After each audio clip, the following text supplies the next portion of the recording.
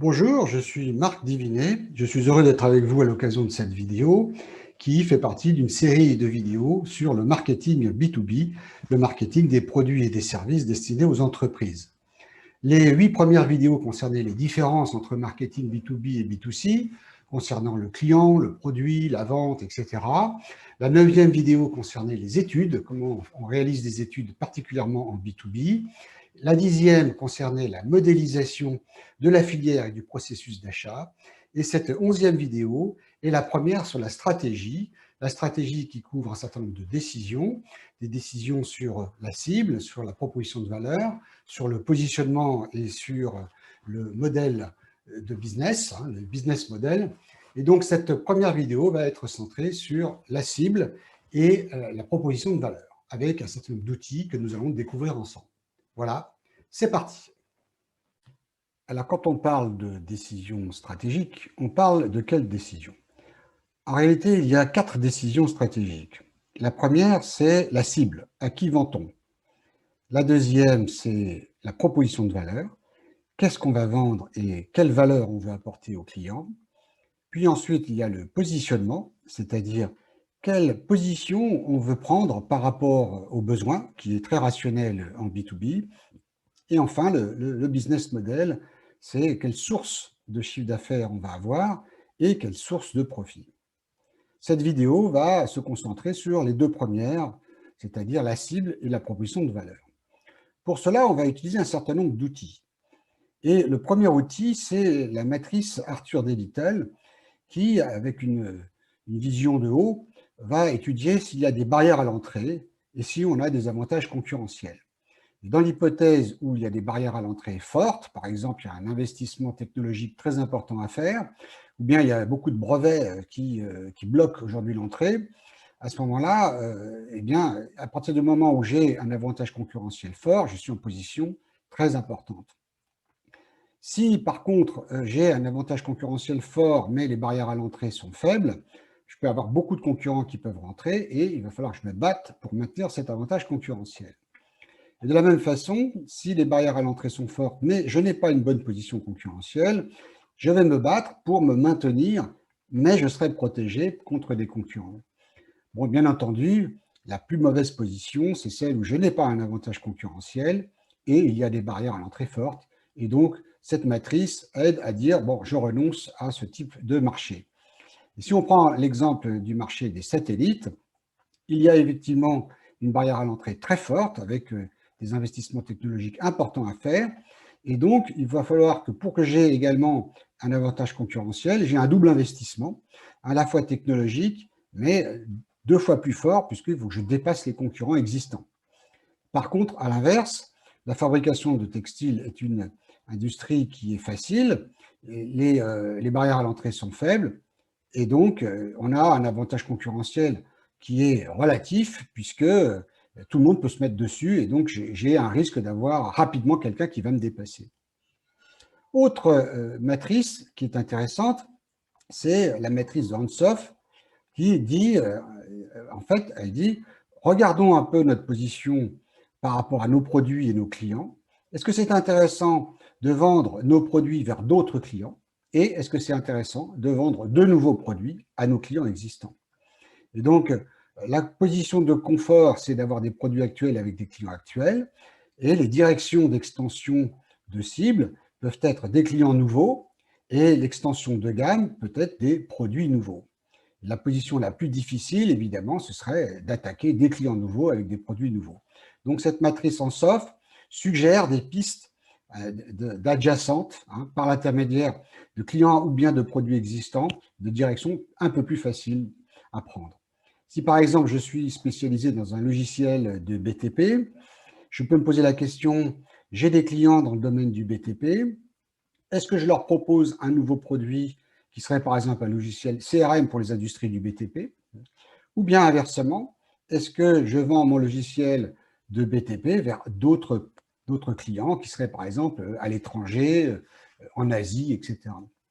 De la même façon, si je fais du conseil dans la gestion des appels d'offres publics, je peux me dire, tiens, je sais gérer les appels d'offres public, peut-être que je peux aller vers d'autres clients et aider des entreprises privées à gérer leurs appels d'offres. Ou bien inversement, je peux me dire, je reste chez les clients publics, les collectivités locales par exemple, et je vais leur proposer des services nouveaux qui ne sont pas de la gestion d'appels d'offres, qui peuvent être peut-être tout simplement la gestion de partenariats public-privé. Autre outil qui est intéressant, c'est la matrice Kano, qui, elle, se concentre sur la proposition de valeur avec une étude de marché dans laquelle on propose beaucoup de caractéristiques de produits aux clients. Et à chaque fois, on leur dit si cette caractéristique était présente, est-ce que tu serais satisfait? Ou si elle était absente, est-ce que tu serais satisfait ou pas? Et cette technique permet de voir qu'il y a des catégories de caractéristiques. Et la première catégorie, c'est celle où le client dit ah ben, moi, je veux absolument que ce soit présent. Ce seraient des catégories de caractéristiques obligatoires. La deuxième catégorie, ce sont les catégories positives où le client soit dit ah ben ça, je trouve ça intéressant.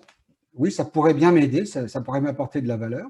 Donc, c'est des caractéristiques attractives. Il y en a d'autres dans lesquelles il dit ah ben ça, oui, plus tu fais cet effort-là, plus, par exemple, la consommation d'électricité de ma machine baisse et plus ça m'intéresse. Et puis, la troisième, c'est des caractéristiques tout à fait inattendues, très séduisantes, pour lesquelles le client est tout à fait enchanté. Et là, il dit, oui, là, ça pourrait faire un coup de cœur. Pourtant, les coups de cœur ne sont pas fréquents en B2B, hein, mais oui, là, fréquemment, je suis séduit. Et dès que dans un produit, on a ce type de fonction qu'on appelle un delighter, à ce moment-là, on a effectivement un grand succès sur le marché. Par opposition à ça, il y a deux autres catégories. On a les fonctions qui sont répulsives, c'est-à-dire que si elles sont présentes, là, le client est très insatisfait. Hein, et si par contre, elles sont absentes, là, le client est aussi très satisfait. Donc, on voit que on va retrouver ces catégories de produits. On pense que c'était une bonne idée, mais finalement, la réalité du marché, elle est que non, ce n'est pas du tout une fonction que l'on souhaite. Et c'est très fréquent en B2B qu'on crée des produits avec beaucoup trop de fonctions et certaines, en fait, sont répulsives. Donc, on finit par nuire au produit. Et la dernière catégorie, ce sont les caractéristiques qui sont neutres, où le client, en fait, dit bah, « tu peux me la mettre, ça m'est parfaitement égal ». Donc, quand on a un nouveau produit, il faut éliminer tout ce qui est répulsif et neutre, ça ne sert à rien. Il faut évidemment mettre celles qui sont obligatoires. Il faut mettre beaucoup de fonctions attractives, des fonctions proportionnelles, et c'est bien d'avoir au moins une fois de temps en temps dans sa gamme vraiment une caractéristique très séduisante. Alors, prenons un exemple. Si je mets des vitesses automatiques pour un bus, est-ce que ça va plaire ou pas aux conducteurs de bus? Et on se rend compte qu'il y a une catégorie de conducteurs de bus majoritaires qui sont intéressés, mais il y a des conducteurs de bus qui éprouvent du plaisir à manipuler ces vitesses. C'est quelque chose qui, en fait partie des travaux de conducteurs qui leur plaisent, et ils sont conservateurs là-dessus. Et donc, on voit que ce système de la matrice Kano permet de segmenter, et en fonction des tailles de segments et de l'accessibilité à ces segments de clients, on va décider d'avoir telle fonction ou telle autre. Un autre exemple, c'est le cloud. Et le cloud était une fonction qui était tout à fait répulsive il y a quelques années, où beaucoup de clients considéraient qu'il était hors de question que leurs données d'entreprise soient à l'extérieur de l'entreprise. Et maintenant, c'est devenu particulièrement attractif, mais il y a encore des entreprises qui sont répulsives par rapport au cloud. Autre matrice qui est intéressante, c'est la matrice des maturités, qui évalue la maturité technique, c'est-à-dire le degré d'évolution d'une technologie et avec est-ce qu'elle est dans un état initial où il y a finalement très peu d'ingénieurs qui la maîtrisent et les fonctionnalités ne sont pas forcément atteintes, il faut faire d'énormes efforts technologiques pour arriver à la mettre au point. Et inversement, il y a la maturité du marché. Là, ce sont les clients qui sont dans une situation d'adoption ou de résistance par rapport au produit. Et donc, si la maturité technologique est très faible et le marché est très faible, on voit qu'on n'est pas du tout en position de pouvoir faire du chiffre d'affaires et du profit. On fera très peu de chiffre d'affaires. Si par contre, la technologie est modérément développée, mais il y a encore des efforts d'amélioration, et le marché est modérément développé, mais il y a encore beaucoup de clients non équipés, je suis dans une excellente position, j'ai des investissements à faire, mais c'est raisonnable dans le temps, c'est raisonnable dans les montants d'investissement. J'ai de bonnes chances d'arriver et d'être un leader sur le marché. Inversement, s'il n'y a pas de maturité de l'un ou de l'autre, du marché ou de la technologie, ça va être très compliqué. Il va falloir faire de gros investissements, soit technologiques, soit marketing, pour éduquer la population. Et je risque d'avoir, en fait, des chances de ne pas réussir à développer ce business. Et de la même façon, si la technologie est très développée et le marché très développé, ben j'arrive trop tard, je vais avoir beaucoup de concurrents, le marché se développe plus beaucoup, et donc ça peut être c'est pas très intéressant d'aller sur ce marché. Donc si je prends l'exemple de produits basés sur la nanotechnologie, eh bien, on a une adoption du marché de nanotechnologie qui est assez hésitante. On a encore beaucoup de marchés dans lesquels on refuse d'être transparent et de dire oui, j'utilise cette technologie, alors que la technologie maintenant, elle est bien développée, elle est mûre dans beaucoup d'endroits. Et inversement, la vidéoconférence est une technologie qui maintenant est au point et beaucoup de concurrents vont pouvoir rentrer sur ce marché parce que il y a du marché. D'ailleurs, l'infection du Covid a fortement développé ce marché et la technologie est accessible. Beaucoup de sociétés peuvent se lancer sur ce marché. Enfin, un dernier outil, c'est évidemment la matrice BCG, la matrice du Boston Consulting Group. Je ne pouvais pas passer à côté de la présentation de cette matrice. C'est une matrice très célèbre qui a comme deux critères la croissance du marché et la part du marché qui est calculée par rapport au leader du marché. Et donc, là, on peut gérer une gamme de produits, on peut gérer sa proposition de valeur dans les quatre catégories. Si j'ai une part de marché qui est faible, mais que je suis dans un marché en forte croissance, j'ai un dilemme, c'est-à-dire je sais que il va falloir que j'investisse beaucoup pour rattraper le leader, mais j'ai quand même des chances de gagner puisque le marché est en forte croissance. Donc là, j'ai un pari à faire, mais ça vaut le coup d'y aller. Inversement, si j'ai une croissance du marché toujours forte, mais ma part de marché, elle est forte aussi, à ce moment-là, j'ai mon produit vedette, c'est celui qui est le plus en expansion au niveau du chiffre d'affaires. C'est peut-être pas celui qui génère le plus de profit, mais c'est celui qui tire vers le haut, hein, c'est un relais de croissance. Ensuite, j'ai une catégorie de produits de vache à lait qui, eux, sont sur des marchés stables, mais avec une très forte part de marché. Et donc, j'ai une capacité de faire des prix assez raisonnables pour pouvoir générer du profit. Donc là, il y a une stabilité du chiffre d'affaires, mais il y a un profit qui est important. Et donc, c'est important dans son portefeuille d'avoir un équilibre entre ces trois types de produits.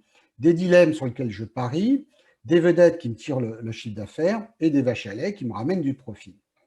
On est déjà un peu plus proche du business model.